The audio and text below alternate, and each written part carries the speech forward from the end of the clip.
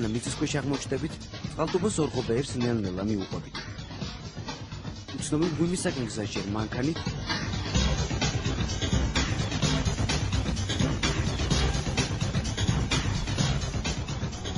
შემდეგ კი რეზინის ბოტებით მივიდით.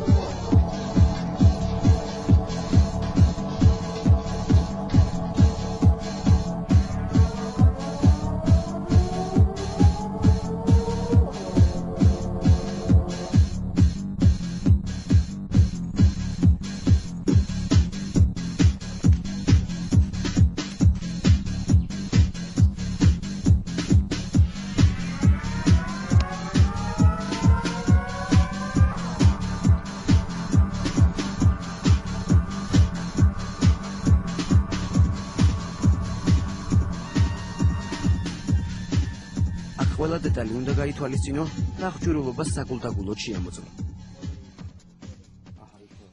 ღვიმე, რომლის ნახვასაც ვაპირებთ, გამოუკლეველია და შიგნით რა ხდება, კაციშვილმა არ იცის. ამასთან ერთად ჩასასვლელი საკმაოდ რთული ჩანს. ცხილის ხეზე მიმული თოკი მოწყდება თუ თვითონ ხე, არავინ იცის. თუმცა რადგან მონდომება და ამასთან ერთად ინტერესი დიდია, უკან დახევას მაინც არ ვაპირებთ.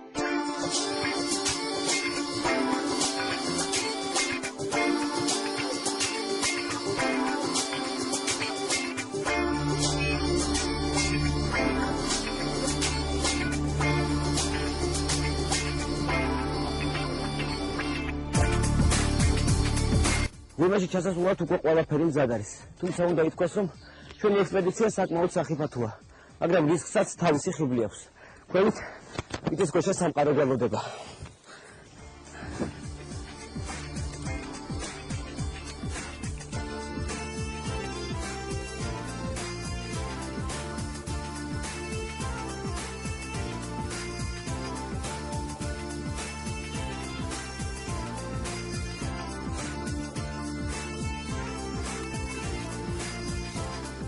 სანამ მიწისქვეშა სამყაროში აღმოჩნდებოდით, მანამდე იყო პირველი მარცხი. ტკივილი ნეკნებში და ოპერატორის ბოროტი სიცილი. ექსპედიციის წევრების სახელწოდებით მზე, მალე მზესაც მივეფარეთ და ცივილიზაციასაც. უკუნით სიბნელეში მხოლოდ ფანრების იმედად აღმოჩნდით.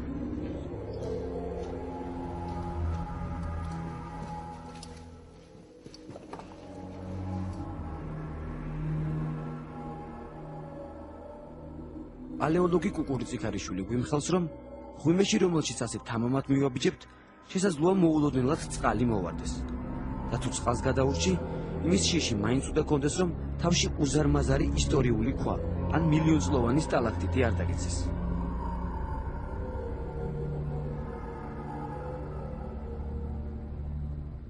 თუმცა როდესაც ჩვენს თვალწინ ასეთი საოცარი სილამაზე იშლება, მოსალოდნელ საშიშროებაზე უბრალოდ აღარ ფიქრობ.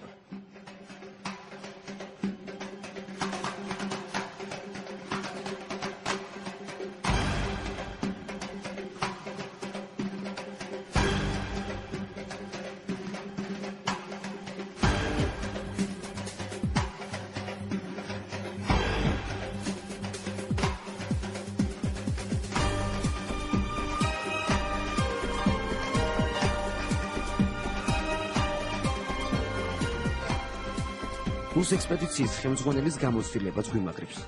პალეოლოგ კუკურიძიქარიშვილს ცხოვრების ნახევარზე მეტი მიწისქვეშ აქვს გატარებული. ღვიმეში კი თავს ისე გრძნობს, როგორც საკუთარ სახლში. პროცედურამ ღვიმე ძალიან დიდი ხნის ასაკისა უნდა იყოს. ამაზე მეტყოლებს თუნდაც ეს ჩვენი სიფონური არხები.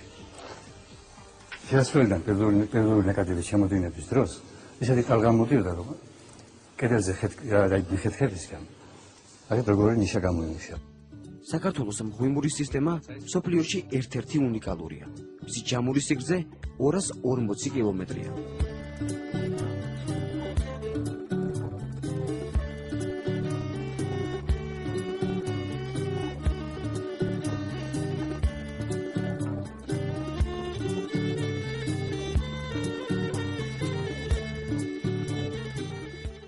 საოცრება კიდევ ის არის, რომ ეს ყველაფერი მხოლოდ წყალმა შექმნა.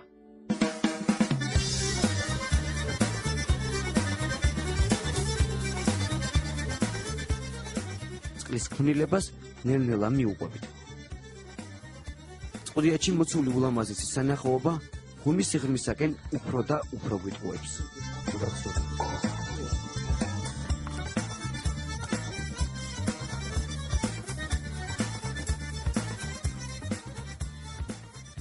დიდი ხნის სიარულის შემდეგ ექსპედიციის ხელმძღვანელი გვიმხელს, რომ ღვიმის ჩამოსასვლელს უკვე დაახლოებით 1 კილომეტრით გამოვწვით.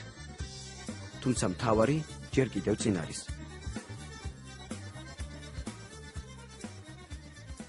უკვე ენერგია გამოცდილებს ისის დაგვემატა, რომ მიწის ქვეშ სიარული წელში მუხრილებს უწევს. საშიშროებაც ნელ-ნელა მატულობს, რადგან კლდისქანები, რომლის ქვეშაც გავდივართ, შეუსავლელია და შესაძლოა ჩამოიშალოს. ღვიმის სამუდამო ბინადრები რომ არ გავხდეთ, სიფრთხილეა საჭირო. ხმაურმა შესაძლოა ქვათა ცვენა გამოიწვიოს. ამიტომ ვსაუბრობთ ჩურჩულით და გზას მორიდებული ნაბიჯებით განვგრძობთ. საბოლოოდ უზარმაზარ დარბაზში მილიონწლოვანი სტალაგმიტებისა და სტალაქტიტების სამყაროში აღმოჩნდით. ეს არის საქართველოში ერთ-ერთი უნიკალური სტალაგმიტი. მისი სიმაღლე 10 მეტრია, ხოლო გარშემოწერილობა 12 მეტრი. ასაკის დადგენა ცოტა რთულია, რადგან სტალაგმიტი წელიწადში დაახლოებით 9 მილიმეტრით იზრდება.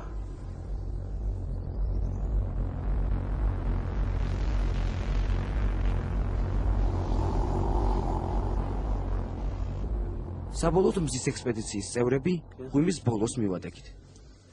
რაღაც მასამა მოკოლა დასასრულია. ფაქტობრივად ეს უკვე ღვიმის ბოლო დასასრულია.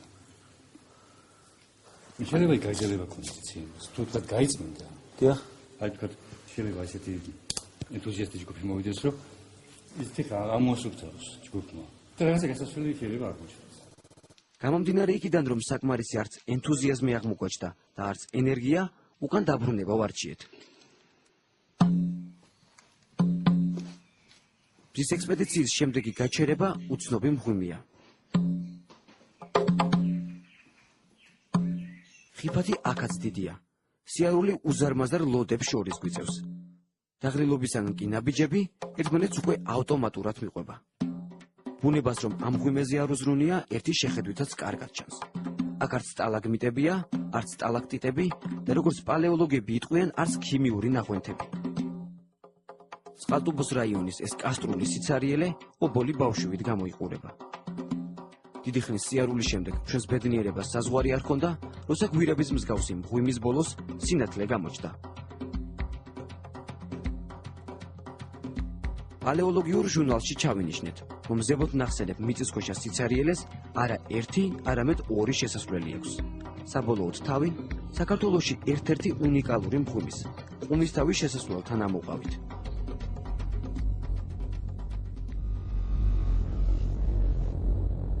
ღვიმის სიგრძე დაახლოებით 2 კილომეტრია.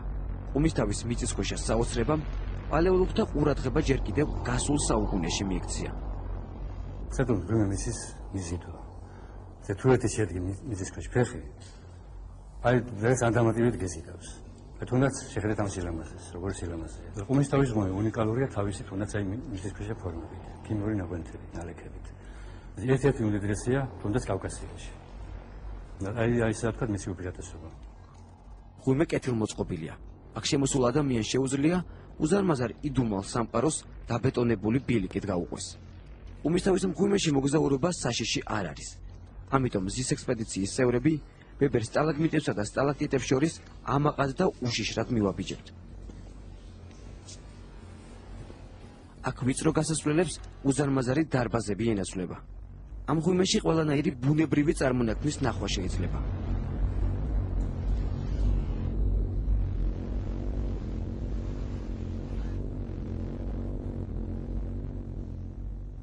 ულამაზესი ფორმებით მორთულ დარბაზებს მითოლოგიური სახელები აქვთ. მედია, აიეტი, კოლხიდა.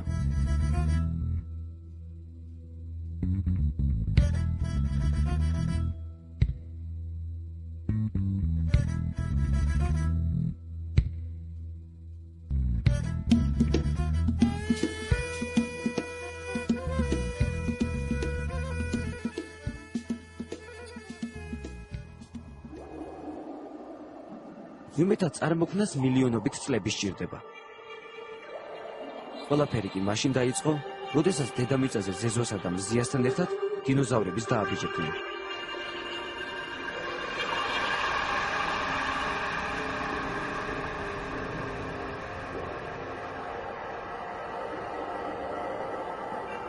აქტიური ცხოვრება იმ დროისათვის ოკეანეში შედგებოდა. თუმცა სამწუხაროდ მაშინდელი წყალქვეშა არსებების უმეტესობამ 21 საუკუნეს ვერ მოაღწია. საუკუნეების განმავლობაში გადაშენებული არსებების ნარჩენები მდინარეებს შეერია. ბუნებამ კი ეს ფენები მყარ წარმონაქმნად აქცია. უძველესი ხანიდან დღემდე დედამიწის ქერქის დეფორმაციამ წყლის დონის კლება გამოიწვია. ამან დნობადი ქანები წარმოიშვა. ღვიმე კი ასე წარმოიშობა. წვიმის წყალი ჩადის მიწის ნაპრალებში. ამის შემდეგ ქანები ფართოვდება. მიწის ქვეშ ჩასული წვიმა ქვედა დინებებს უერთდება და მძლავრი წყლის ნაკადი წარმოიშობა. ქანები თანდათან ფართოვდება და რამდენიმე ასობით ათასი წლის განმავლობაში ღვიმურ სისტემას წარმოქმნის.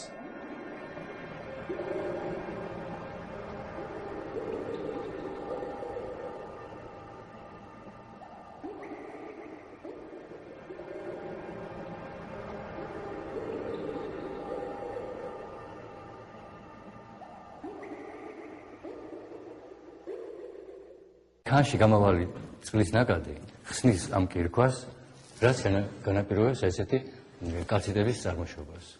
პირველ წარმოშობა, ხო, აი წარმოშობა სტალაქტიტები. დაუოკებელმა მღვიმურმა ინტერესმა გადაგვაწყვეტინა, რომ წყალტუბოს კიდევ ერთი მიწისქვეშეთი დაგველაშქრა. თოკებითა და ენთუზიაზმით აღჭურვილებმა თავი იქ ამოყავით, სადაც მხოლოდ მამაცის პალეოლოგები დადიან. შესასვლელი საკმაოდ რთული ჩანს. მიუხედავად ამისა, ვერტიკალურ სირთულეს მაინც მონდომებით ვეჭიდებით. აი ხა შეიძლება ითქვას, რომ ჩემი სიცოცხლე აი ვიწრო თოქზე კიდია. მეუშვით. თოქზე დაკიდებული მხოლოდ იმაზე ფიქრობ, რომ ფეხი მიწაზე რაც შეიძლება მალე დადგა. თუმცა არ გაგვიმართლა. ამ ყველა ბედნიერებას ისიც დაემატა, რომ მიწის მაგივრად წყალში აღმოჩნდით.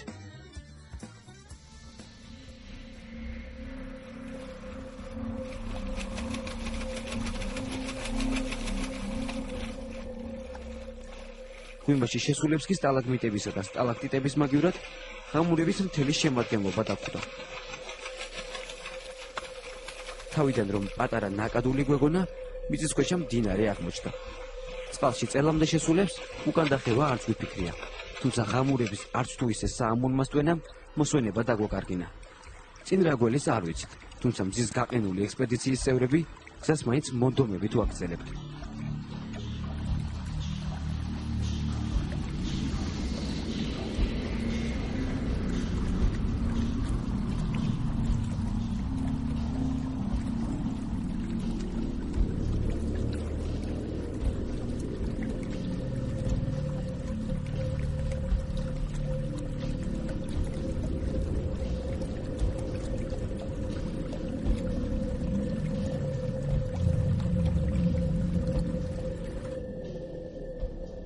დიდი ხნის სიარულის შემდეგ ნანატრის სინათლეს გამოჩნდა.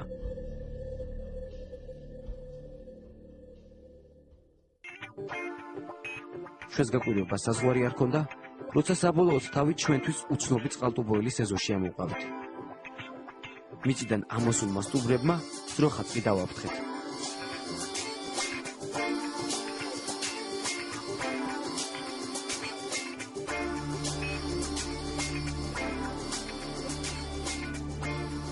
შემდეგი გაჩერება სათაფლია. სანამ დინოზავრი აქ თავის ნაკვალებს დატოვებდა, მანამდე აპატარა წყარო, როგორც იმერეთში იტყვიან, უზარმაზარი მღვიმე გამოქვაბა. თუმცა პალეოლოგთა ტერმინოლოგიით რომ ვთქვათ, კასტრული პროცესისათვის 10,000-ობით წელი დასჭირდა.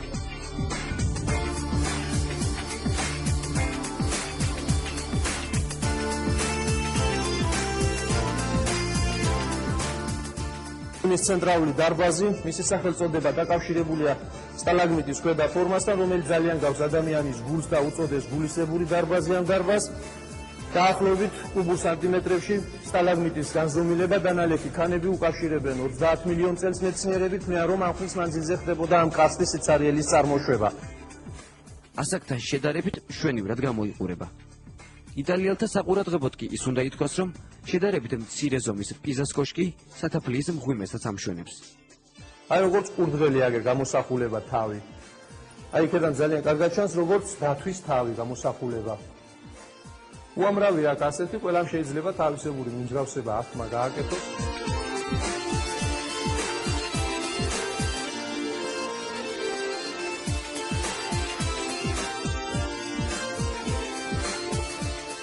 ღვიმურ ზოოპარკში მოგზაურობა დასრულდა.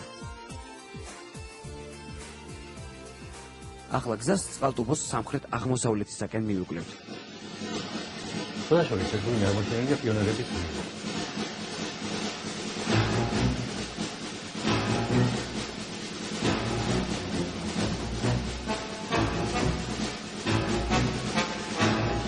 მაშინდე კი რაც ახალგაზრდობამ სახელი შეიცვალა, აქ პალეოლოგიური ექსპედიცია აღარ ჩატარებულა. თეთრ მღვიმეს სამკურნალო თვისებებიც აქვს. კომუნისტების პერიოდში აქ ეგრეთ წოდებული პალეოთერაპია ტარდებოდა. მიწისქვეშ ტემპერატურა ზამთარ ზაფხულ უცვლელია. ამასთან ერთად ჰაერის დამტვერიანება ნულის დოლია.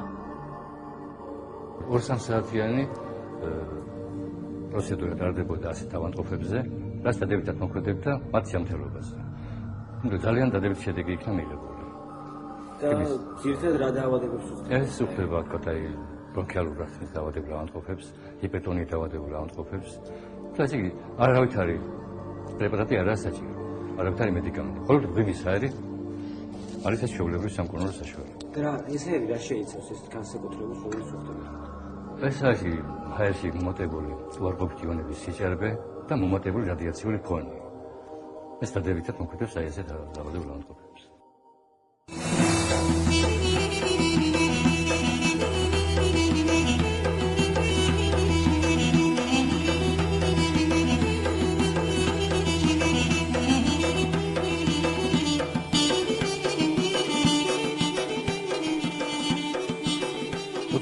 საუკუნეში კი ღვიმემ სხვა დატვირთვა შეიძინა. ახლა აქ მოჭარბებული უარყოფითი იონების ნაცვლად ჰაერში მწვადი სუნი ტრიალებს. გამომდინარე იქიდან, რომ ღვიმე თავიდან თეთრი იყო, პიონერებმა თეთრა უწოდეს. ახლა კი სტალაგმიტებიც, სტალაქტიტებიცა და ქიმიური დაღვენთებიც შებოლილია. კედლებზე კი წყალტუბოში მცხოვრები ყველა მუქეების სახელი, გვარი და დაბადების თარიღი ქრონოლოგიურადაა ჩამოწერილი.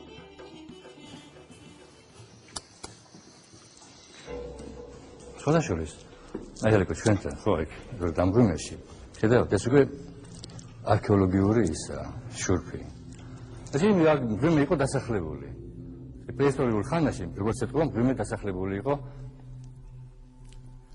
ჩვენი წინაპრებით წინაპართან აყვალებს ნელ-ნელა მიუყვებით შესაძლოა ღვიმეს ახასიათებს როგორც დადებით ის უარყოფითი თვისებებიც უარყოფითი რა არის? აი თუნდაც შეიძლება წყალში მოხდეს ადამიანი დასველდები ვისაც არ ეშინია დასველები შეიძლება ჩემთან ერთად შემოვიდეს მოგზაურდებით ჩემთან ერთად აუცილებლად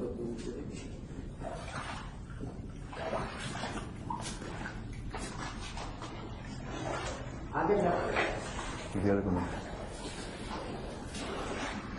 და შეიძლება ძალმაც იმოქმედა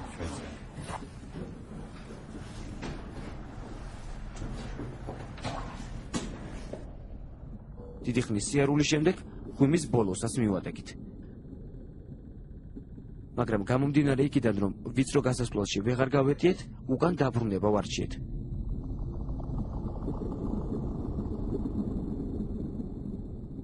ექსპედიცია დასრულდა. ახლა უკვე გზას მზის სინათლისაკენ მივუკლევთ. მიუხედავად იმისა, რომ ჩვენი მოგზაურობის დროს მრავლად იყო ხიფათიც, რისკიცა და ექსტრემიც, ღვიმის იდუმალის საოცრება ამათ ნამდვილად ღირდა.